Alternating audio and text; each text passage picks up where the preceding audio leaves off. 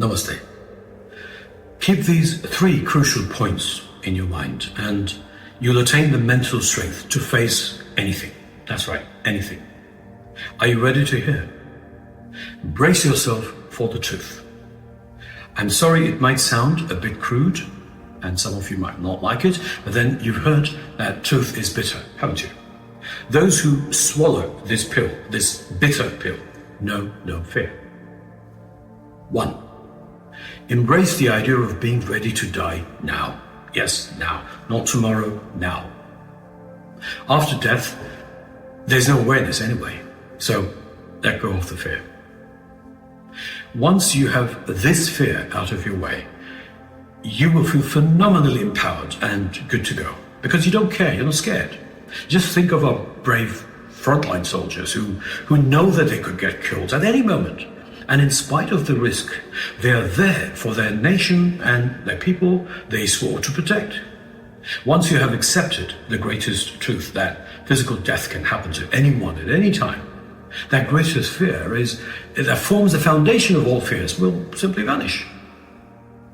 Such a person does not become a mental slave of anyone or anything, unless, of course, their lack of fear stems from them being brainwashed to believe that they would be in a place called heaven after they die.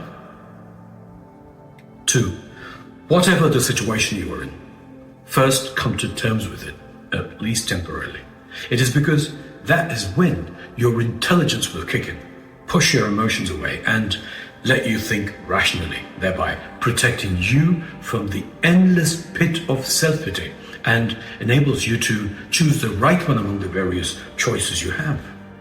People get upset when they do not come to terms with a particular situation they are in. For example, when they lose something of value, their position, or when someone says something to them that they don't like.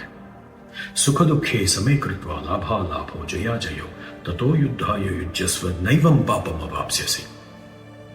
Shloka 238. Fight the battle, treating alike pleasure and pain, gain and loss, as well as victory and defeat.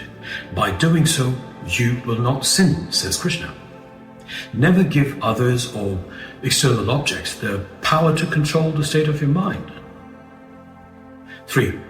Always bear in mind that you, apart from your birth and upbringing, are solely responsible for everything that happens in your life, including the good ones.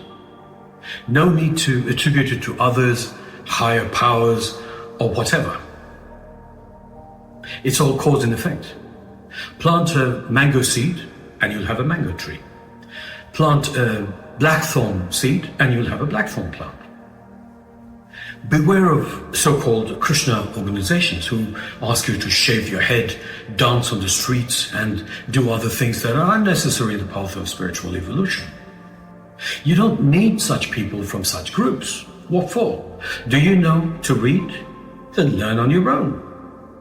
Of course, you can discuss with other seekers, but make sure to stay away from dualists, which is exactly what Krishna says in the Srimad Bhagavad Gita 7:24. Avyaktam vyaktimapannam manyante mama buddhaya param bhavam ajananto mamavyayam anuttamam. Foolish people who do not know my formless, exalted, imperishable, and supreme nature think I assume a manifest human form. Aim at learning Vedanta by studying the Srimad Bhagavad Gita and the Upanishads. Krishna says in Shloka 437-438, Yathaidhamsi samigdhognir bhasmasat kurute arjuna jnanagnihi sarva karmani bhasmasat kurute tatha. 437. Just as a blazing fire burns firewood into ashes for Arjuna, knowledge burns all actions and reactions or karma into ashes. Nahi jnanena sadarsham pavitramehe vidyate tatsvayam yoga samsiddhaha kalena atmani vindati. 438.